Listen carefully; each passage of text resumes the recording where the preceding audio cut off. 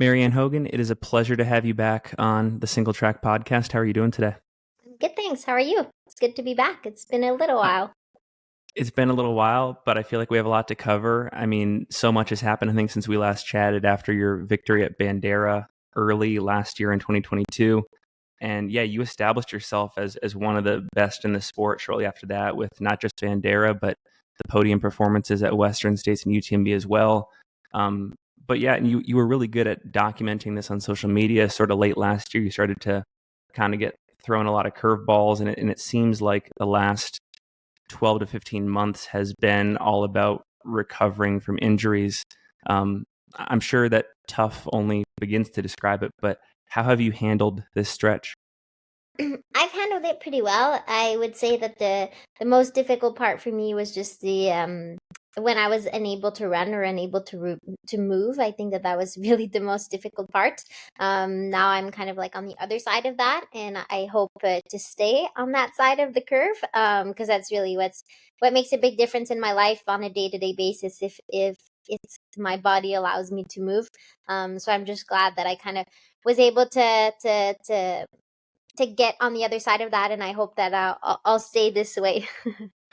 If I recall, the last time we chatted, you sort of went in depth about this injury you had when you were living in Boulder, maybe in 2017 or 2018, and it sort of took multiple years to recover from. But then with this latest stretch of injuries, you said on Instagram that it sort of stung more than any of the other injuries you've had in the past. Why was that the case?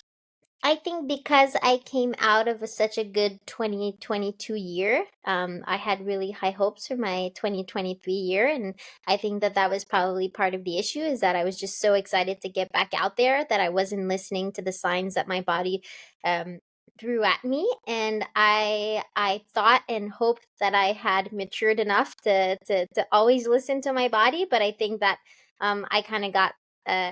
Caught up in I had set some goals for 2023, and I was just training as if my body was just gonna get through whatever it is it was going through, but in reality my 2022 year kind of left some issues lingering in my body, and I needed to take the time to deal with them, and I hadn't. So it stung because I think it's a series of personal bad decision that led me to get injured again.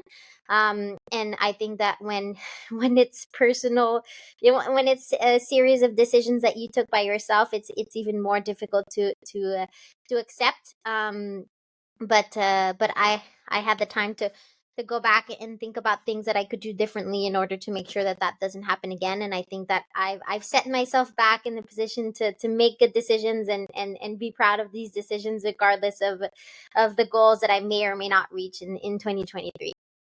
I know it's early on, but what do you anticipate will change for you, either when it comes to mindset or how you train or how you race moving forward? I think 2023 was a very good year for me to kind of realize that my biggest strength is also my biggest weakness. I think that when I'm out there racing, I give it all out there, and usually it usually results in some sort of massive destruction. And sort of like I feel like I really push my body to the very edge, and I think that that's really good because I get the very best performance out of myself. But I think that sometimes like it comes back and strikes back because I push myself beyond my limits, and then my body just breaks.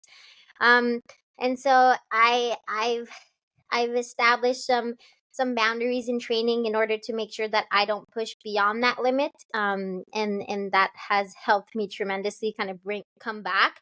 And I want to make sure that in racing I think it's going to be difficult for me to control on race day, but at least if I create a racing plan that will prevent my body from breaking that much, I think that will be really good for me. So that's really what I want to move. I want to change moving forward. I want to bring up sort of an inspirational, I think, Instagram post that you made recently where you said, quote, "There are no rules in the sport of ultra running as to how many times or how long one can be injured and make a comeback," end quote. Talk more about that because, yeah, obviously, you've you've experienced two significant stretches of injury. The first time around, you came back and, again, like I said earlier, established yourself as in a very elite category in the sport. So, yeah, what was going through your mind when you wrote this? And yeah, like, do you feel confident that you can return to form? Yeah, I wrote that because I actually do really believe it. I think that that's what's great about ultra running is that you can always come back, even if it takes you a little bit while longer.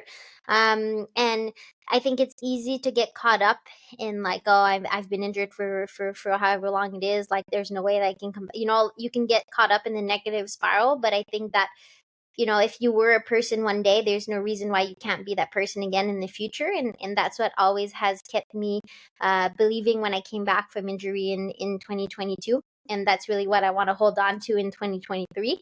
But that being said, my return to injury is much different now in the sense of like I'm coming back to racing much quicker Hmm.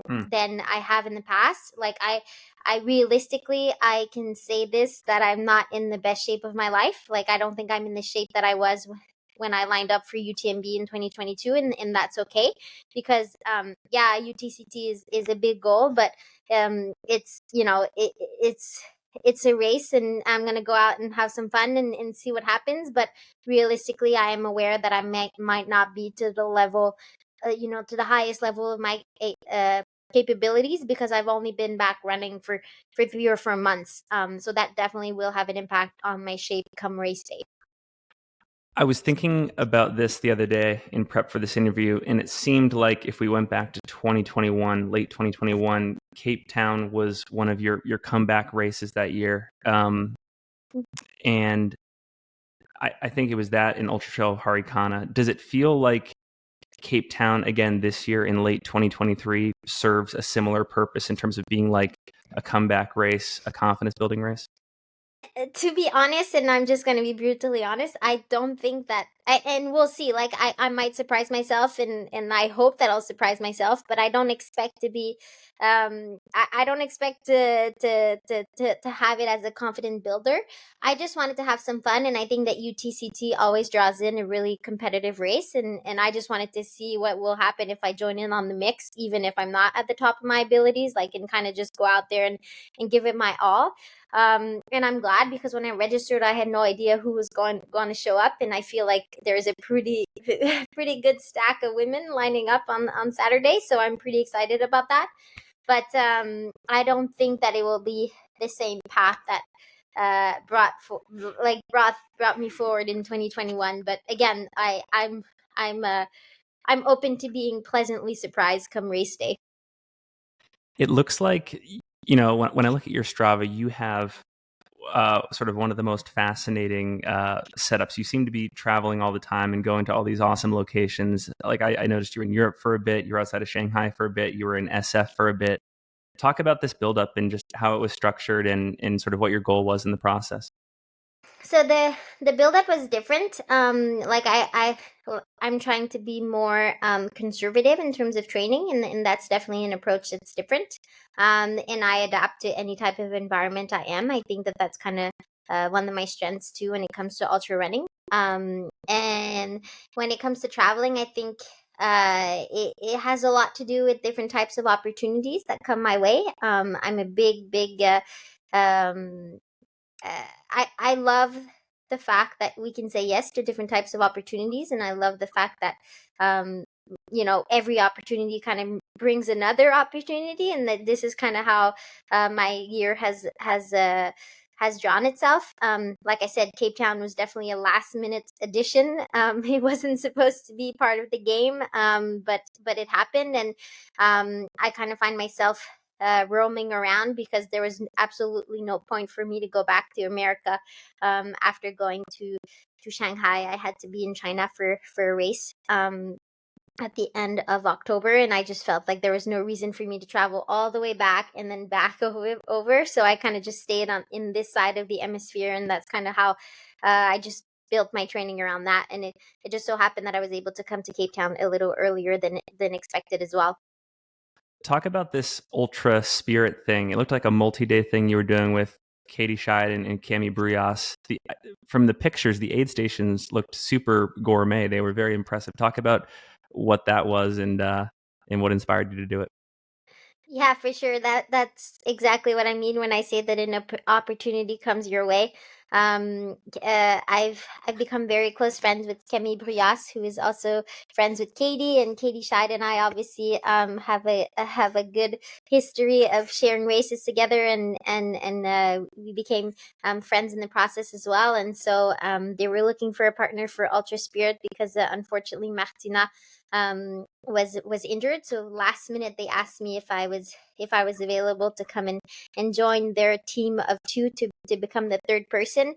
And it was a big deal for me because it was going to be my first kind of a big weekend. I started running basically in August again, and so I was going to do like 3 big back-to-back days in the mountains of Beaufortin.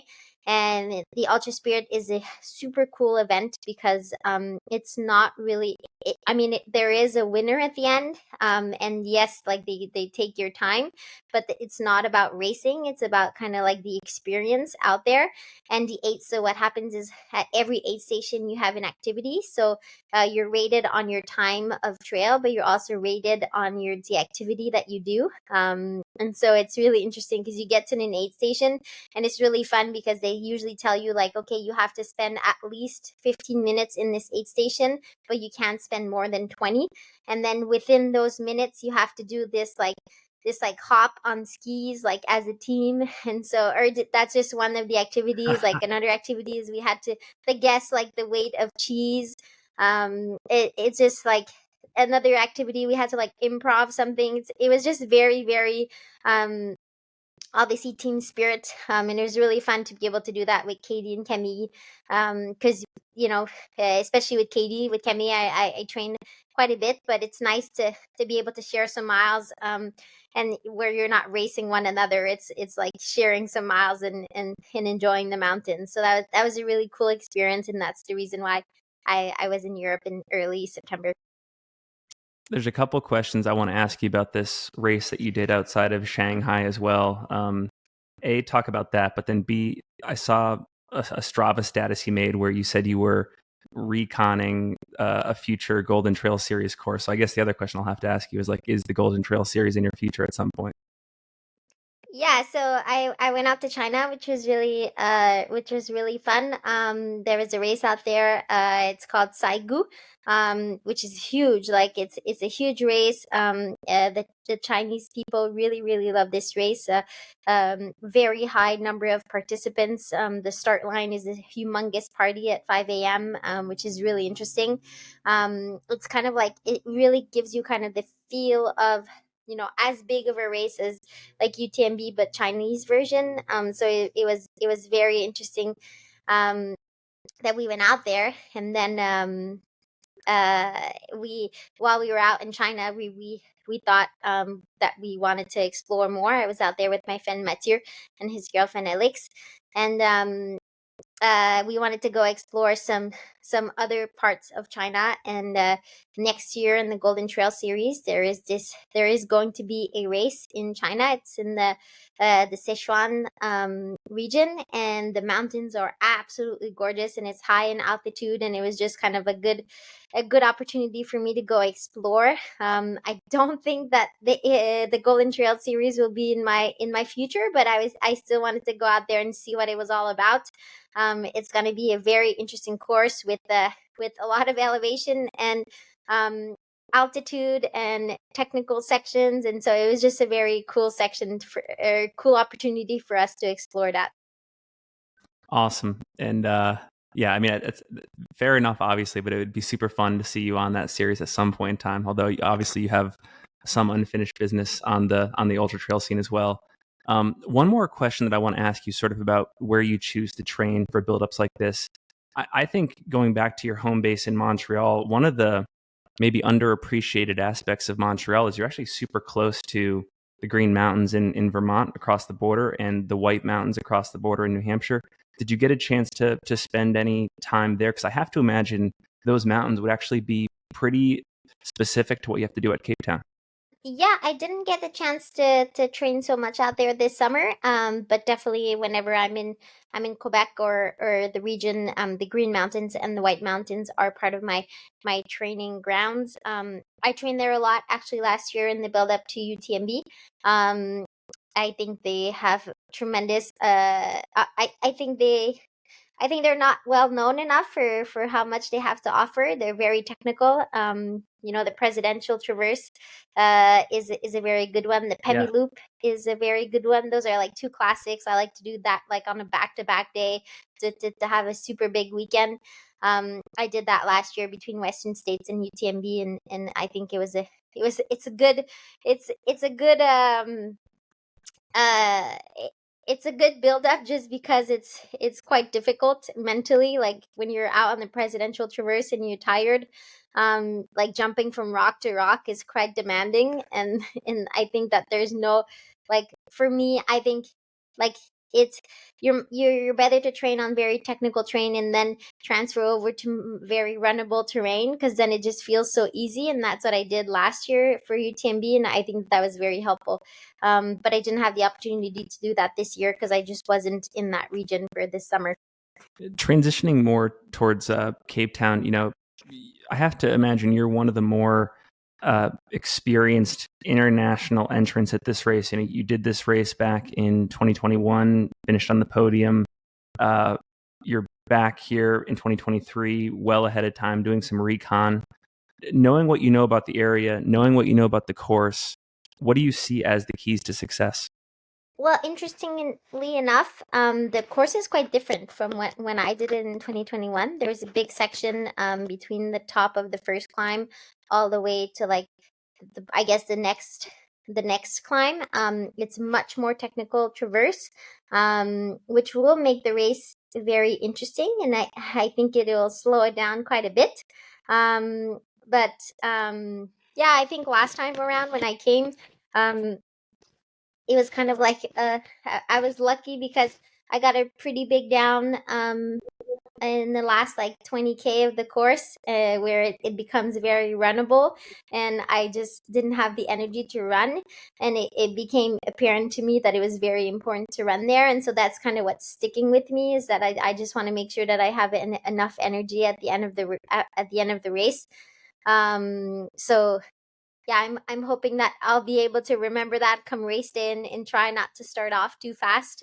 But I also am aware that I have a tendency of starting off pretty quickly, so I'll try to keep a handle on that come race day.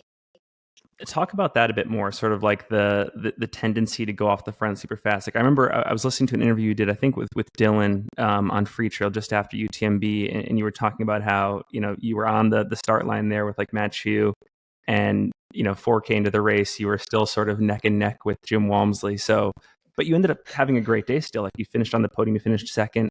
So yeah, talk about that reevaluation of maybe the benefits of going out more conservative and seeing even more potential in your final results as a result.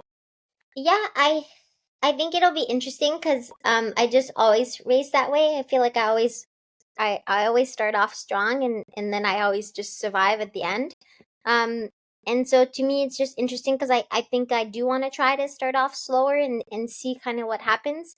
But I think it'll take me a few races to kind of see the benefits of doing so before I trust that it's a good race strategy for me. Because I think everybody's mental game and body game works differently, and to me, I just get such a kick out of going out fast and having a good time out on the front, and then just surviving Yeah. at the end. It's just a fun way for me to run the race.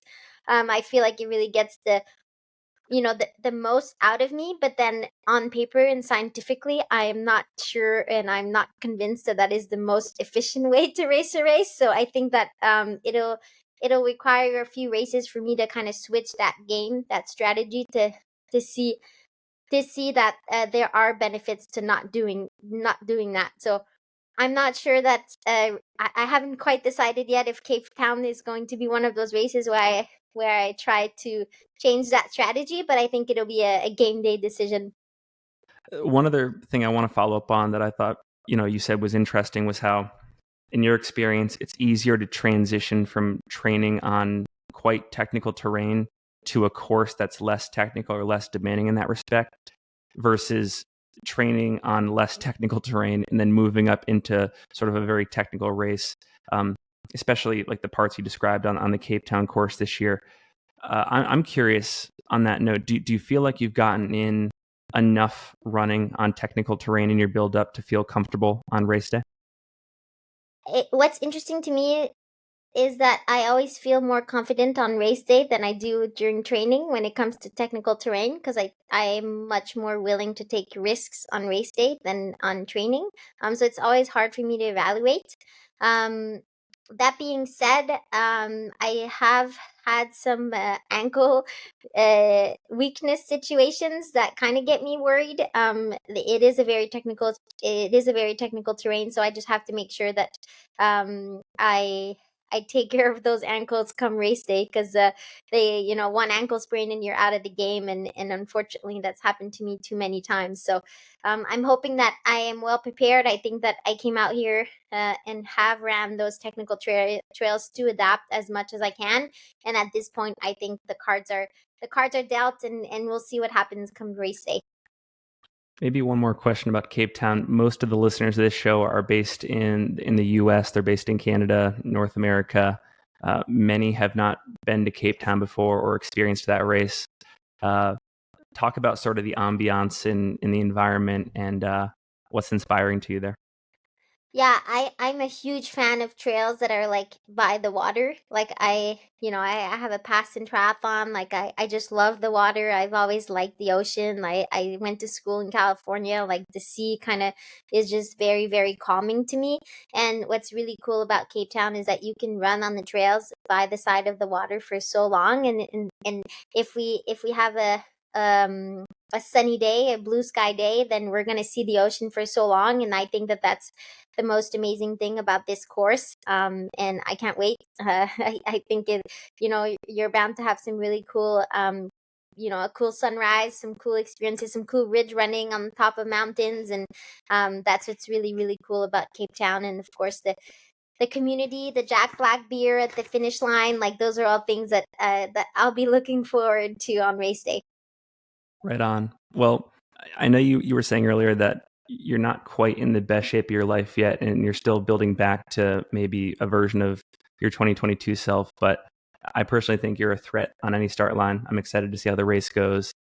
I'm probably getting ahead of myself here, but as a fan, I'm excited to know, have you thought at all about what 2024 might look like and where you're going to focus your energy or your ambitions?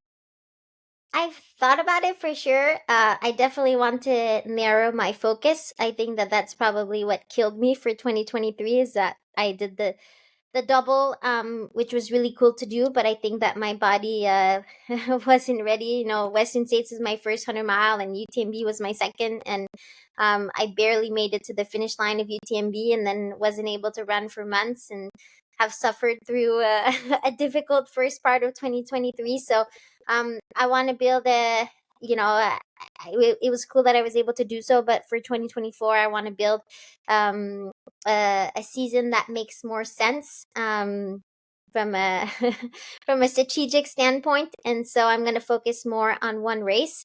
I haven't quite decided yet, but I am leaning more towards UTMB, just because I feel like I have unfinished business. Like I feel like from Champelac all the way to the finish, it was it was just a matter of getting my body to the finish line, and I'm pretty excited to go back out there and kind of racing from start to finish, and see what I can put forward. That's kind of where my brain is. But if 2023 has taught me anything, is that I just have to roll with the punches and see where life takes me. And so we'll see. We'll see. But that's kind of where I'm at right now. That reminds me, by the way, I think that I don't know if it's underappreciated, but you finished that race with a torn psoas, if I remember correctly. And not only did you finish second, but you sort of maintained that position. Like you didn't just finish the race, like you were still in a very competitive spot, finished on the podium. Do you ever reflect back on that and wonder how that was possible, and how you didn't end up getting passed by like 10 or 15 more runners? Like you maintained a very competitive position, which is so impressive. Yeah, it's interesting. UTMB brings me with a series of mixed emotions because on the one hand, I am very sad that this is the way it went down, but then on the other hand, it's hard to be disappointed with the second place for finish on my second 100 mile at UTMB. But yeah, I think to me, it's like I said, like it's a strong suit that I have, that like whenever something goes wrong, I just keep pushing, pushing, pushing, pushing, and eventually like I woke up at the finish line. Like the last marathon of UTMB is a big blur in my head. I feel like I just blacked out and eventually made it to the finish line. Um, but that being said, like that's not like, I am proud of it, but I'm also ashamed of it in a certain way. Like I don't wish that on my worst enemy. Like it was a very painful experience, and we shouldn't be out there running with the torn psoas. So yeah, I appreciate you giving me the congratulations, but it's not necessarily a message that I want to put forward in the world. Like it's like, I just I want to, I want to be better prepared on the start line so that doesn't happen in the future. I think you make a really good point. But I do think there's a lot of people in the audience, myself included, who could definitely stand to get better at tolerating more pain. Like I know in my case, I tend to give up at the slightest hint of discomfort or pain. And here you are, it's like second nature to go truly to the depths of what's possible. So I just sort of wanted to salute you there. I find it very impressive. Thanks.